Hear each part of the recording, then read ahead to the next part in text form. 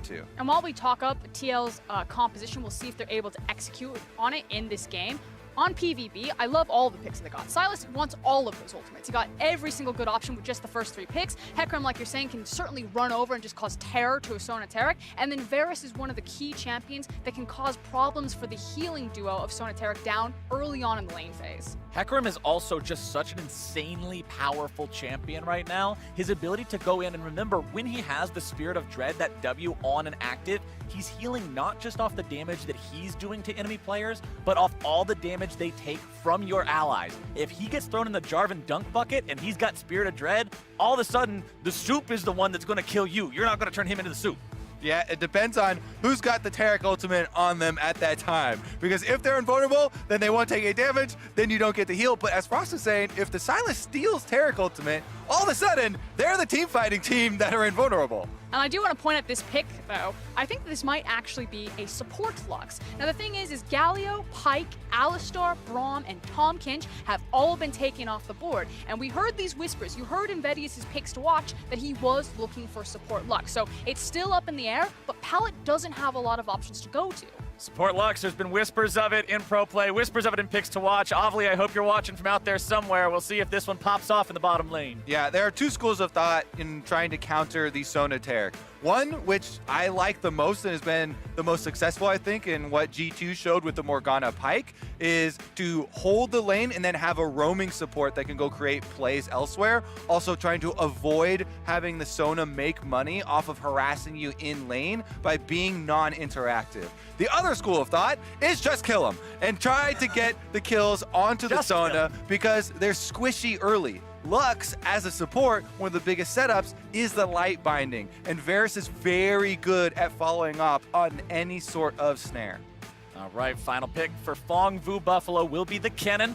Taking that one most likely into the top side there to deal with the Gangplank. Remember, Gangplank barrels, he has a little bit of a tough time early on against opponents that are ranged that can take those barrels out pretty easily. We'll see how that one plays out up there, as it will be Akali versus the Sylas in the mid lane. And when are people going to start banning the Gangplank away from Impact? The fact that he keeps getting it continuously in these drafts. He's a phenomenal GP player, and it fits so well with TL's MO and their playstyle, usually centered around that bottom lane. Probably will see a little bit of a slow early game for the first 15 minutes if it goes the way of Team Liquid.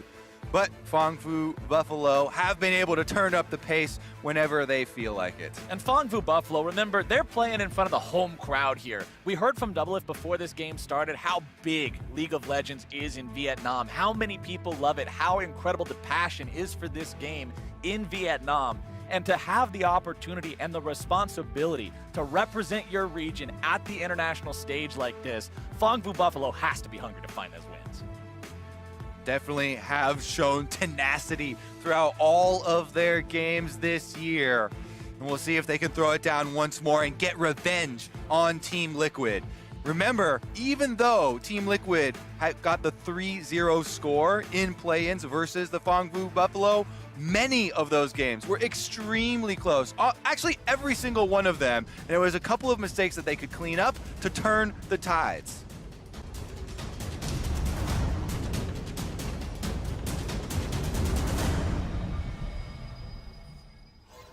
The war drums clamor, and we're on to Summoner's Rift for the final time here today.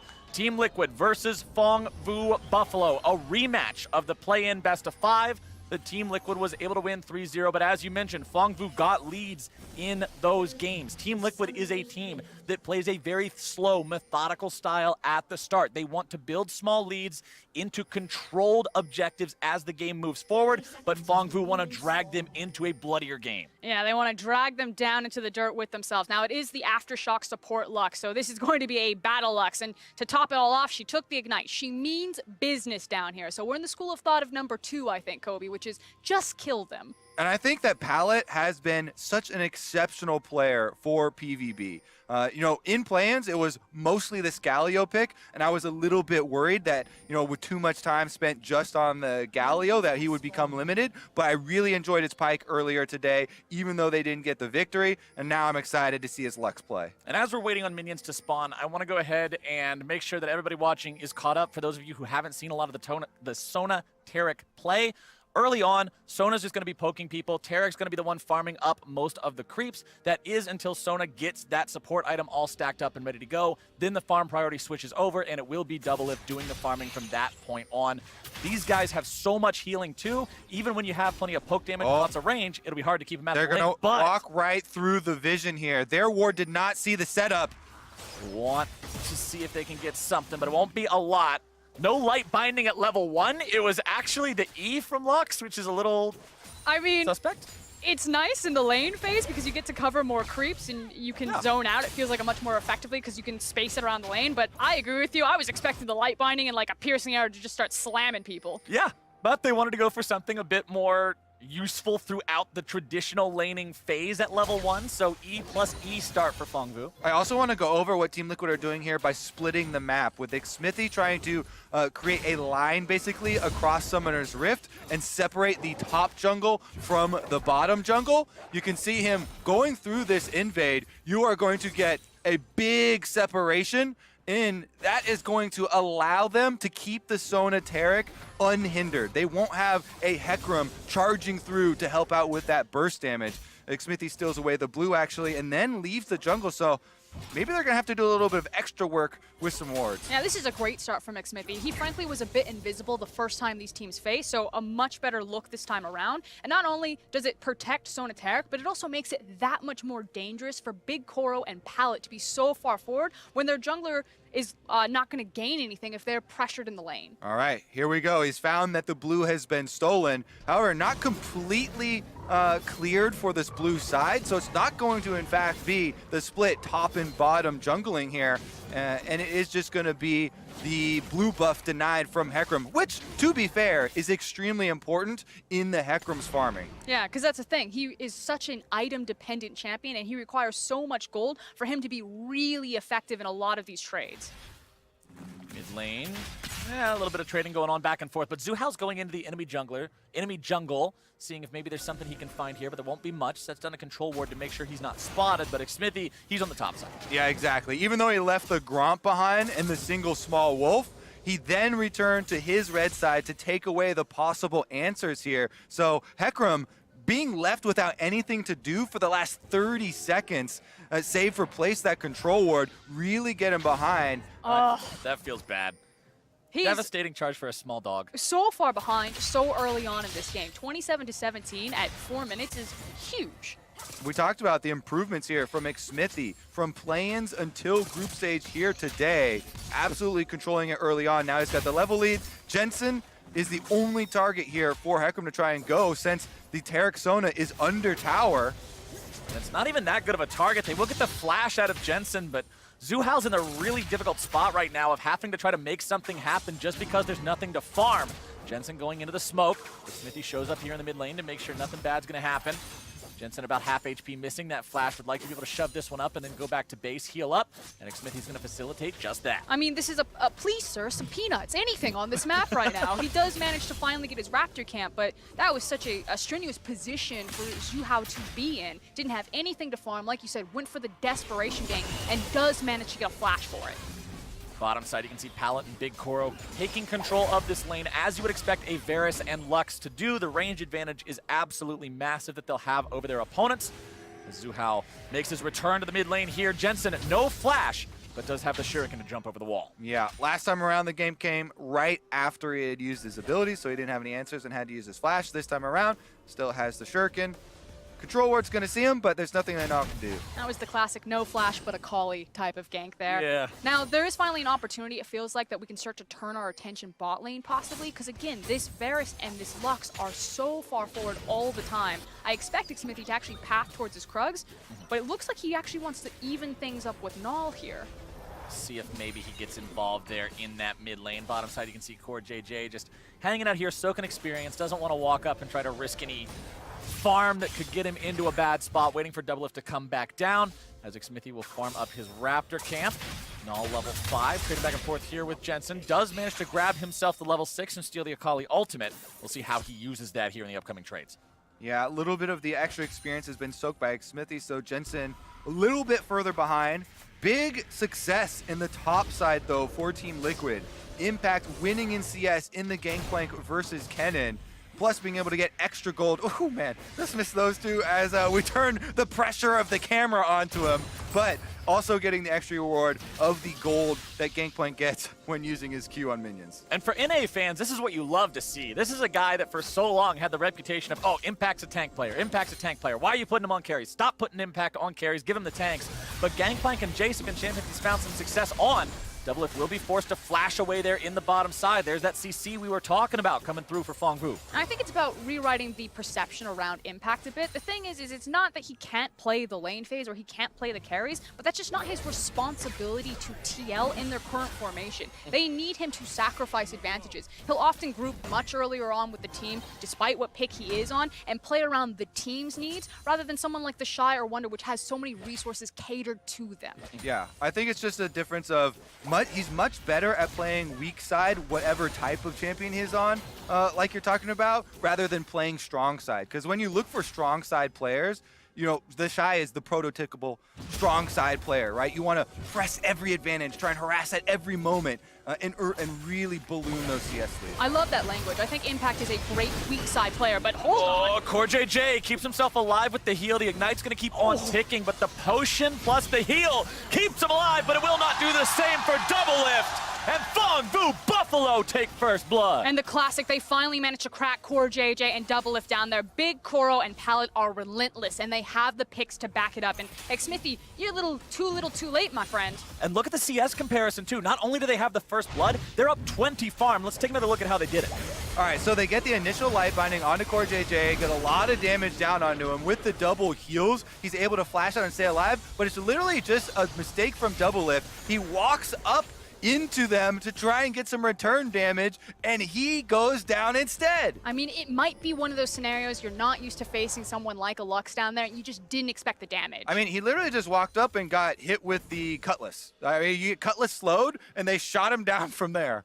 And one thing I want to mention now that Phong Vu Buffalo has got themselves the first blood, when you look at Team Liquid's stats in their regular LCS play, this team has a very low first blood rate, but they have incredibly high rates at first Baron, first Drake, and first Turret. Sort of showing how they don't like to play through going for these kill-heavy games, but would rather focus on other aspects instead, more objective-based play. But they want to keep things slow if they can. Phong Vu Buffalo has the ability, we've just been shown, to make these kills happen in a 2v2. There was no jungler assistance there, and Team Liquid must be respectful.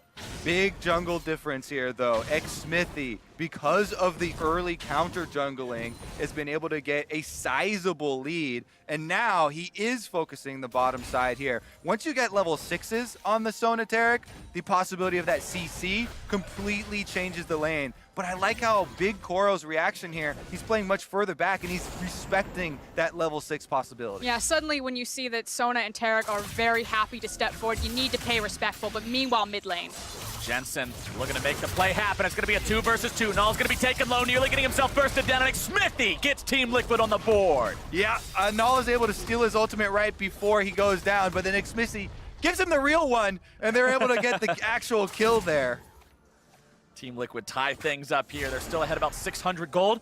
Xmithy moving towards the bottom lane now is going to find Big Koro and Pallet there in the lane, but considering Doublelift and CoreJJ are occupied with farm at the turret, Xmithy doesn't want to force this into a fight. That moment when you're chased off the lawn by Lux and Varus, like, what are you doing? Turn around. Get out of here, jungler.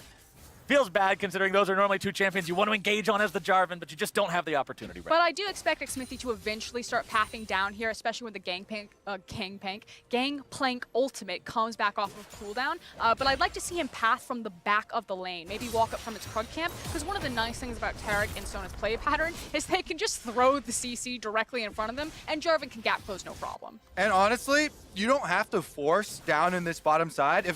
If they hadn't made that mistake at their turret and died there, everything would be going just fine. Let's take another look at their all-in on Null, though. Jensen with the slick moves, able to finish it up. And Xmithy is there for the dunk to get that kill credit. I think they definitely would have liked it onto Jensen to try and complete his gunblade, but a kill's a kill, and they'll take it either way. I think it's so important to get more and more tape and more comfort of TL on picks like the Akali. Now, I don't think they have the same flexibility as someone like IG or G2 have with a lot of these picks, but the fact that something like Akali isn't falling through the draft, doesn't have priority on this team, would have been a major red flag. So props to Jensen here. And this is one of the things that I think a lot of people look at as a huge upgrade when you compare Jensen to what they had in Pobelter last year. When they came to these international events last time around, Pobelter would frequently be seen on Malzahar duty or something that's just, he's not a primary carry. But Jensen's the type of player you can trust on this Akali. You can say, hey, I know this guy's going to make something happen. Let's invest in this lane. And right now, he's making something happen in the 1v1. He's able to find the kill before Zuhal's able to get himself involved.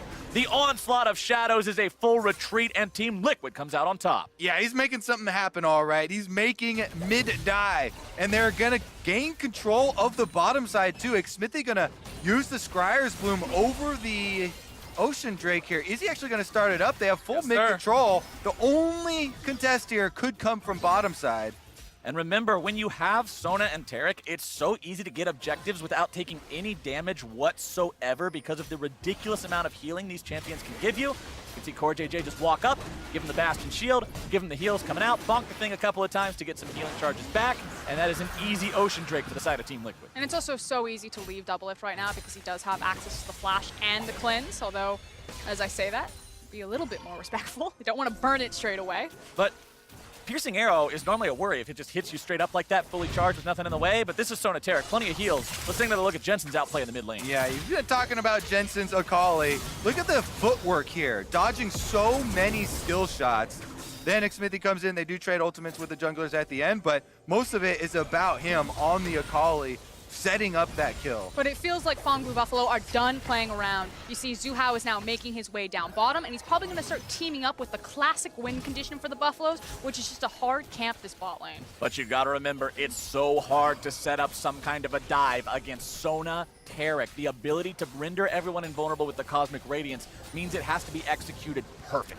Yeah, the possibility of a counter gank is so great that the first step that PVB have to take is tracking Xmithie. And Xmithie has actually been running circles around this game so far. I think that's the biggest difference in the factor of how this game is going. 92 to 65 CS. It is astronomical right now how far ahead Xmithie is. And honestly, all of Team Liquid, except for the bottom lane, has some pretty impressive leads. Gangplank, a champion that normally you would expect to fall behind maybe a little bit against the Kennen because of the range versus melee advantage, because of the fact that Kennen can pop the barrels, is ahead. The Akali's ahead by plenty. Only the bottom lane falling behind, but it's Sona Taric. They are going to have plenty of utility to scale into these fights. I actually love this play, however, from the Buffaloes. Jensen getting himself away. Nice smoke into the Shuriken. They're recognizing that there's nothing left for them down into the bot lane. It's too hard to break Sona and Taric at this point, so let's flip it. Australian lanes. Let's pick up our bot lane, let's send him to the top lane, and start trying to apply pressure, looking for plays in the mid lane, looking for plays around Rift Herald. Well, Team Liquid already booked their ticket down under as well, because it's Impact sent into the bottom lane as the Sona Taric is going to be brought towards the top side to make sure they're ready to contest for these objectives. Impact has both teleport and ult to be able to get himself involved. Jensen going to be taken down to half HP. Hidden away in the smoke. Null looking to go even further. Has the Akali ulti, so Jensen has to flash himself away. He'll be getting some heals from this part of Sona and Taric. Look at but Kennen. Is it going to be enough? The Kennen flank could be very impactful here as Impact has made his way into the fight now with a TP as well. Rift Herald secured by the side of Phong Vu Buffalo, and nobody's going to die for this one. Yeah, big pickup there for the Phong Vu Buffalo. They also got the teleport out of Impact. So Gangplank, no teleport left. He does have the ultimate to try and clear some waves, but Rift Herald immediately used on mid. Yeah, it's inside track on this mid lane, as well as Xmithie late to the play because of the light binding. Phong Vu Buffalo gonna take that first turret away from Team Liquid. I applauded TL's first turret stats earlier on, but Phong Vu found the opportunity to really get themselves back in this game, grab that first turret money. They don't even need the plates. That's a big play for them. They got first blood, they got first turret. They're still down in gold though, because of how well Team Liquid's top side of the map had been doing. And again, the Sona Taric strength comes in the team fighting phase. Comes when they get to join the rest of the squad. That's the thing. It's kind of like you're working against the clock here. So we'll hold it. Jensen. Big Koro will manage to survive. Jensen doesn't want to go any further. There's a lot of missing members from the side of PVB right now, according to Team Liquid's vision. Jensen doesn't want to overexert himself here. But I do want to go back to your point, Kobe, because I think you're absolutely right. This is a situation where probably in Consia, like, it's totally fine. You know, this is going to turn on online. We're going to have a strong 5v5, and we're just going to slowly death ball into them. This composition has great scaling potential, and this lead isn't big enough to start hitting the panic button. Impact definitely seems to be pretty comfortable here in this top side. Trinity Force completed on the GP. Null Magic Mantle in inventory, working towards those Mercury Treads. Plenty of CC to want to reduce the duration of here in this game. As the Trinity Force proc means every single one of those parlays is going to be so obnoxious for Zeros to deal with. Zeros, a player who came in with very high expectations. People have very high expectations of him going into this tournament. Normally a big mover, a big shaker for the side of Phong Vu Buffalo, but he's had a bit of a rough performance so far in the tournament. Yeah, I do think it has been a bit of a surprise for a lot of people, the underperformance of Zeros. It has kind of created space for other successes to emerge on their team, though, and one of the biggest ones has been the bottom lane. For me, it's also kind of been the variance in Zeros' performance. Sometimes you get those glimpses of it, and you're like, okay, this is what they're talking about. This is the hard carry player. And then sometimes you just flash forward and dies as Jace, and you're like, well, it's just that head-scratcher moment. So I just want to see Phong Vu Buffaloes kind of control some of the variance in their play, because it feels like if they can tighten up those elements, they can be a much more competitive force on this stage. And tightening up the ship is exactly what I wanted to see from this team in the play-in best-of-5. They did get advantages over Team Liquid in those games. They were able to find opportunities, just like in this one, to find weaknesses in that armor, ways to really play their style. But it felt like always when the mid game would come around, Team Liquid was comfortable allowing them to make mistakes, being confident they could punish those, and not needing to go into this panic mode of, oh, force this, oh, do that, oh, we're falling behind. They seemed like they were exactly where they wanted to be. And unfortunately, I feel like that means that we need to put the magnifying glass on people like Zeros and Null, because the last time these teams met, it was those two individual members that mechanically just found these missteps at clutch moments. Also, we are approaching the time in the game where you get the completed sight stones for both Sona and Taric. If you have that many wards, it becomes very difficult to find your engages. Hecarim and Kennen both really rely on trying to find flank opportunities to make those engages happen and make those big AoE plays. If you've got double sightstones worth of wards all over the sides, then it becomes just so difficult to find your way in and get the surprise. I mean, we can't undersell the value of that either. When you look at a game of League of Legends, when you get in the super late game, things become so dangerous. Why? Because when people get full builds, you can't buy control wards anymore. Every ward means so much at the top level of play. To double the amount that your opponents can throw down is huge, and I really want to see Team Liquid use that. You can already see some wards thrown down here in the mid lane, keeping an eye on things, some of the top side river as well. Multiple control wards on this bottom side just to make sure nothing bad happens to the split pusher for TL. Yeah, and that's the key thing. It's also affecting the split pusher. It can keep Jensen that much more safe, especially on a Akali where he is starting to find a lot of ground to run in this matchup. I mean, there's nobody who's actually a tank on the enemy team. Assassins hate dealing with tanks because you can't assassinate them. It's like trying to punch a hole through a brick. But Jensen can punch a hole through any of these guys. All you have is damage on everyone on the enemy team. Even Hecarim these days goes for a Warrior Trinity Force style of build, and Jensen can blow him up. I'm definitely expecting a force at this Infernal Drake. Spawning now and having Impact walk over. There is a teleport available for Zeros for PVB. However, it's so difficult for them to fight the 5-on-5 right now with Core JJ and Double if grouped up ultimates available. This is definitely going to be a show, ladies and gentlemen. Team Liquid starting up the Infernal Drake. Already have it down to about 1/3 HP, and it looks like Phong Vu Buffalo will not bother contesting. They do not want to risk the entire game on this Infernal Drake. And this is a dream come true, not just because it's Infernal, but the fact that you have a dragon that was trying to lure them into a fight, because TL know if PVB take this, we're just going to smash them. So the more welcome these Drakes are, the more high prize these Drakes are, the better that TL will do. They don't have a traditional ADC. It's still difficult to siege towers, so they want to fight around these Colosseums, these monster objectives. Then, because they know that PvP are not going to take that fight, they are able to use the Gangplank ultimate to clear the minion wave on top side so they don't give up the top turret in exchange for the Infernal Drake, and they're able to use their resources to allocate both objectives.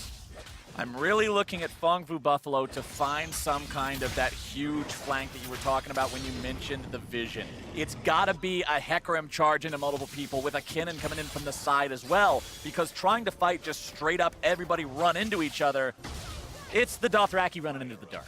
It also feels like it would have to be kind of just as PvP came off of the spawn, because they need to have, you know, fresh sweepers, fresh control wards, and just cleared out the vision or exhausted the vision from TL and then try to find that small pocket, that small moment that they could look for a sucker punch there. If we find these situations where we're doing a massive Baron dance or everything's very drawn out, PVB probably haven't cleared all of the vision or don't have the resources necessary.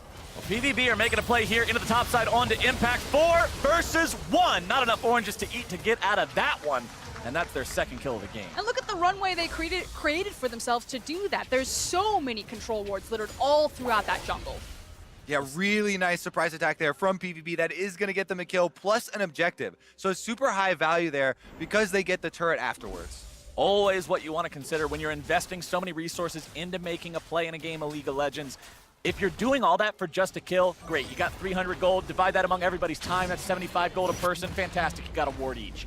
But when you get the turret on top of it, you get the map control, everything else compiled and compounded into that, those are the kinds of plays that I really want to see these teams making. And that's why I like watching Phong Vu Buffalo, why I think that this team has shown progress from what we've seen from emerging regions in the past, and even the other emerging regions that participated in this year's play-ins.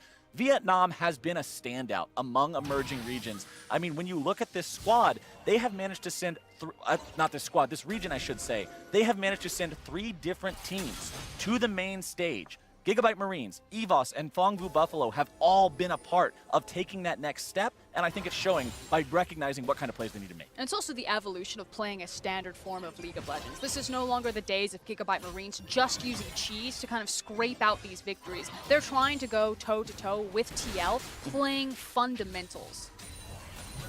Are you trying to tell me that level 6 Nocturne at 4 minutes isn't fundamental League of Legends? I You don't have know Mordekaiser in there. what games you're playing, but no. They were the faceless before we even knew what the faceless were. Yeah, these guys, the Gigabyte Marines were that's the Giga faceless. That's the ultimate aspiration of all those players. But next Drake, this game is going to be live here in about 2 minutes. Baron is on the table, and PVB are in the Team Liquid jungle, trying to set down some control wards. You can see so much control for this team over the entirety of mid lane. They feel like a wolf pack right now. They're like hunting around. They look at Impact. They look back towards the mid lane. They are just itching to pull that trigger. Well, we saw what Team Liquid did to Wolves earlier today. We'll hope that the Buffaloes do not meet the same fate. At least their hometown fans hope that. Impact not in the top side anymore, farming up the bottom, but Jensen could be the target here. We'll see if PVB are able to find the collapse. Null does have the Akali assassination available. Stole that ult away. Pallet makes his way up to the top side, but they don't want to try to make some sort of a play with it. Jensen is such a difficult target to try and pick off in the side lanes. Not only is he on Akali, one of the most mobile champions in the entire game, but he has always been lauded for his skill shot dodging, and we've seen it already throughout this game. But you are starting to see one of the shortcomings of this composition. 22 minutes into the game, and TL have only secured a single tower. Again, you don't have a traditional ADC, so you're super reliant on splitting the map with Akali or a possible Baron to start shoving this down. And one of the biggest things is they have to rely on X-Smithy to get that engage. If he doesn't force the good engage on someone without a flash, who just flashes away from the Cataclysm, then you're not guaranteed to get value out of your Taric ultimate. You have to be able to make use of that timing window. Problem is, everybody on PVB currently has the flash ready to go, except for the horse, of course, which does not have the flash, but Onslaught of Shadows will facilitate an escape if necessary. Team Liquid trying to clear out some of the vision here, put down some of their own as they move forward and prep for this Ocean Break. This feels like a situation where TL are gonna, kind of eyeing up their opponent. Maybe they find a pick, maybe they go for it very quickly, but otherwise they are happy to just try to allocate farm, particularly on double. If Sona needs kind of one more completed item before her damage really starts taking off, and once they have that, they're going to feel much more confident just walking into Baron. X-Smithy over the wall, drops the Cataclysm. Pallet going to be flashing away from that one. X-Smithy going into the stopwatch, keeping himself alive. Cosmic Radiance comes down. Jensen into the back line. Unstoppable Onslaught gets away, but only for a moment. Jensen's able to grab one as Zeros comes around from the side, looking to find the return kill on him. Instead, going to be taken low, taken down. A double kill over to Team Liquid's mid laner. They're able to get that re-engage. You can see they flash out of the Cataclysm, but Jensen follows it. Now they're going back in. It's not over. Doublelift grabs himself the stun, and that is going to be another dead Buffalo. Null falls, and Team Liquid get 3 for 0. Now they've got the chance to make something happen, and the call is Baron. Yeah, immediately walking over to the Baron. It's just the poke damage left from Pallet and Big Cora. Now the Lux ultimate is available there, but they don't have vision on the Baron to start. And that is the critical team fight of the game. 23, almost 24 minutes into the game. That is going to be Baron for the Sonateric, and that is just too much to deal with. You get so much pushing. Jensen going for another kill. Jensen is not going to be sated with only a couple. Instead, he needs some more money in his pocket. He'll go on a rampage, killing Pallet with that one, and it's 5 men strong with Baron buff for TL. They pick up the Baron, they pick up the kill, they're going to make a quick back, and now Sona is going to be fully online here. They'll do so much damage. The confidence for TL, they know our window is now. It's time to strike. They're going to eat everything here. Once you get the Lich Bane and you convert that burst damage into magic damage, the burst just goes through the roof. In addition to that, they also have the extra completed Sightstone, so now he is also able to apply those extra wards. They can pick up the extra dragon and then get to pushing down the secondary turrets with their Baron buff. I talked earlier about how this team likes to play for objectives, how their stats support that. Those stats also include an average of a plus over 4,000 gold Baron power play. When you see Team Liquid take this objective, you expect to see multiple of these bowling pins just get knocked over across the map, and that's what I'm looking for now. Double it with the Lich Bane, hanging out there in mid lane with Core JJ nearby. Impact going to be pushing up here in the bottom side, level 15 on this gangplank. Smithy going to start things off here onto Zuhao. Onslaught of Shadow's not going to be used just yet. Now, counter-initiating. Smithy in some trouble. 1 versus 4. No stopwatch available, but he's got the backup coming in from Doublelift, who's going to be taken very low. Big Koro going on a killing spree, finding a kill down onto Smithy. Impact's able to find himself one onto Zeros. Null tries to get away. Impact's going to explode the barrel, but now he finds himself caught between 3 members. Over the wall comes Jensen. Mop and bucket at the ready. Here's the cleanup crew. Unstoppable for Team Liquid. It's a double, make it a triple, or is it? It doesn't matter who they went to. They're all falling over. Phong Buffalo lose 4. And that is going to be complete destruction. With the Baron buff afterwards, your Baron power play hits that 4,000 mark, Captain Flowers, and goes straight through the roof. Jensen is popping off in this game. This is his first MSI. This is a player who joined Team Liquid because he wanted that NALCS title. He wanted to win domestically. He wanted to get a chance to play at MSI. And if this is what he's gonna look like, damn if he didn't deserve it. And he said that he would take Doublelift out of the group stage. That was the deal right there. And it looks like TL are starting to look at a 2-0 start to their MSI run. Yep, Doublelift carry him into finals, and Jensen carry the team at international play. True to his word, doing that on the Akali right now. And they leave the base open after taking the inhibitor tower and heavily damaging the bottom one there. Team Liquid do get the reset. Nick Smithy trying to pick up the dragon on the back half. And I just love what Jensen brings to this team, because you look at TL and it feels like they're a 1-4, a 5v5 oriented team, and they're in a tournament that is stacked with 1-3-1 playstyles. But if he keeps putting up performances like this Akali, suddenly TL can start to match that 1-3-1. Suddenly they have another weapon in their arsenal to make them a threat at this MSI. Null's in some trouble here in the mid lane. Jensen going forward. Perfect execution, looking to find it. Won't quite be able to do so, but that inhibitor is vulnerable and at half HP. They should be able to finish this one off rather easily. I talked in the last game about how you get to a point where you feel like you're just depending on opponent mistakes at that point because you're so far behind. And Phong Buffalo definitely need Liquid to misstep somewhere. 10,000 gold down, having lost the inhibitor 27 minutes in. TL is looking to end this one soon. Yep, grouping up here on the bottom side, still have a little bit of the Baron buff left, and not very much of the tower left. One more auto attack, or maybe 2, depending on who walks up and bonks it. Will take down this bottom lane inhibitor turret. Baron power play is going to close out at about 6,000 gold. And this is a game on a knife's edge. PVB know that if they overcommit here, if they dive too far, that the game is over. They want to try to dissuade TL, eat up some of their time, try to farm back into this game, but they also know that the slight misstep here costs them everything. Yeah, the problem for PVB is that Team Liquid are the ones holding that knife. And if they don't drop Give me it, lunch money. then if they don't drop it, then it's going to be in their favor here. One more bit of burst damage here as they push up the minion wave into the tower. Jensen on the outside, going to flank. Here we go. Big Koro going to be in some trouble. Cosmic Radiance going to be coming in from Null, keeping himself alive, but that's not going to be the main target. Instead, it's going to be Zeros trying to defensively. All going to be run down. Jensen going into the stopwatch, keeping himself alive. Pallet not quite able to find the kill. Jensen finally going to be shut down. But Team Liquid will crush Phong Buffalo in their base. 4 men still standing. Only 2 on the side of PVB, and the Nexus turrets are the target. Core JJ and Xmithy going even further, looking to find the kill on Denal, and Impact goes on a killing spree. Pallet can do nothing but look on at the rubble as Team Liquid will take them down in 29 minutes. And the redemption story for TL starts with a 2-0 at MSI. North America